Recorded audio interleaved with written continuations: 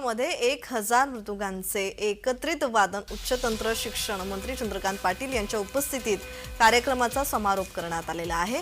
चंद्रकांत पाटील यांच्या हजेरीत महोत्सवाचा समारोप झालाय।